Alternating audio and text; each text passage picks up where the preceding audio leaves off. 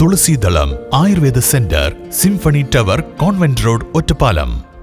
ഒറ്റപ്പാലം നഗരസഭാ ബസ് സ്റ്റാൻഡിൽ സാമൂഹ്യ വിരുദ്ധ ശല്യം വർദ്ധിച്ചതിന് പിന്നാലെ ബസ് സ്റ്റാൻഡ് താവളമാക്കി കഴിയുന്ന മുഴുവൻ പേരെയും നീക്കാൻ നടപടി.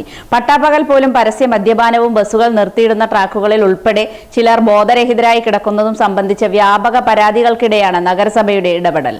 സാമൂഹിക വിരുദ്ധ ശല്യം വർദ്ധിച്ചതിന് പിന്നാലെ നഗരസഭാ ബസ് സ്റ്റാൻഡ് താവളമാക്കി കഴിയുന്ന മുഴുവൻ പേരെയും നീക്കാൻ നടപടി. പട്ടാപ്പകൽ പോലും പരസ്യ മദ്യപാനവും ബസ്സുകൾ നിർത്തിയിടുന്ന ട്രാക്കുകൾ ഉൾപ്പെടെ ചിലർ ബോധരഹിതരായി കിടക്കുന്നതും സംബന്ധിച്ച വ്യാപക പരാതികൾക്കിടെയാണ് നഗരസഭയുടെ ഇടപെടൽ. സ്റ്റാൻഡ് താവളമാക്കി 14 പേർ കഴിയുന്നുണ്ടെന്നാണ് കണ്ടെത്തൽ.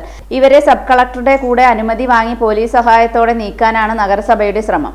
ഇവർ യാത്രക്കാർക്കും ബസ് ജീവനക്കാർക്കും ബസ് സ്റ്റാൻഡ് കെട്ടിടത്തിലെ വ്യാപാരികൾക്കും ഒരുപോലെ ശല്യമായി മാറുന്നുവെന്നാണ് പരാതി. സർക്കാർ നിയന്ത്രണത്തിലുള്ള മദ്യവിൽപ്പനശാല പ്രവർത്തിക്കുന്നത് ബസ് സ്റ്റാൻഡ് കെട്ടിടത്തിലാണ്. ഇവിടെ നിന്നും മദ്യം വാങ്ങി കുടിച്ചു മത്തരായി അവിടെ തന്നെ കിടന്നുറങ്ങുന്നവരുമുണ്ട്. മദ്യപരുടെ ചെയ്തികളുടെ വീഡിയോകളും ഫോട്ടോകളും നേരത്തെ സമൂഹ മാധ്യമങ്ങളിൽ വൈറലായിരുന്നു. അപകട സാധ്യത കൂടി ചൂണ്ടിക്കാട്ടി അടിയന്തര നടപടി ആവശ്യപ്പെട്ടു. സ്വകാര്യ ബസ് ഉടമകളും ജീവനക്കാരും രേഖാമൂലം പരാതികളും നൽകിയിരുന്നു. ഇവരെ നീക്കിയ ശേഷം കെട്ടിടത്തിന്റെ സംരക്ഷണത്തിന് 3 സുരക്ഷാ ജീവനക്കാരെ നിയോഗിക്കുന്ന കാര്യം കൂടി നഗരസഭയുടെ പരിഗണനയിലുണ്ട്. വ്യാപാരികളുടെ കൂടി സഹകരണത്തോടെ ഇത് നടപ്പാക്കാനാണ് ആലോചന.